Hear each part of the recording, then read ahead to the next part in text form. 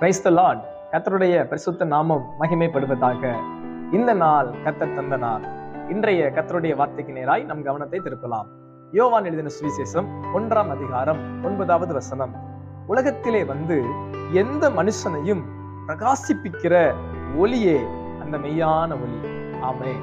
அன்பானவர்களே, நம் இயேசு மெய்யான ஒளியா இருக்கிறார். எந்த மனுஷனையும் பிரகாசிப்பிக்கிற தேவன் இயேசு. உங்கள் வாழ்வு இருளான வாழ்வு என்று நினைக்காதிருங்கள். என் வாழ்வில் நன்மை ஏதும் நடக்கவில்லையே என்று கலங்காதிருங்கள். உங்களுக்குள் இயேசு இருக்கும்போது உங்கள் வாழ்வு பிரகாசமான வாழ்வாய் மாறும். உங்கள் வாழ்வு அநேகருக்கு ஆசீர்வாதமான வாழ்க்கையாய் மாறும்.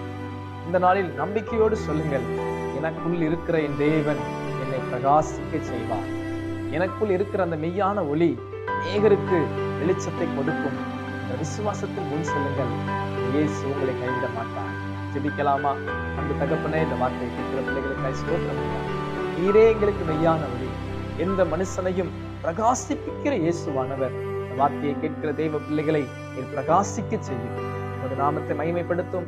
இதனால் எடுக்கிற முயற்சிகள், கையின் பிரயாசங்கள், எல்லா பயணங்கள் எல்லாவற்றிலும் ஒரு கரம் உங்களுடைய பிள்ளைகளோடு இருக்கட்டும். கர்த்தர் ஆசீர்வதித்தருளும். இயேசுவின் நாமத்தில் ஜெபிக்கிறேன். ஜெபம் கேளும் ஜீவனுள்ள நல்ல பிதாவே. ஆமென். God bless you.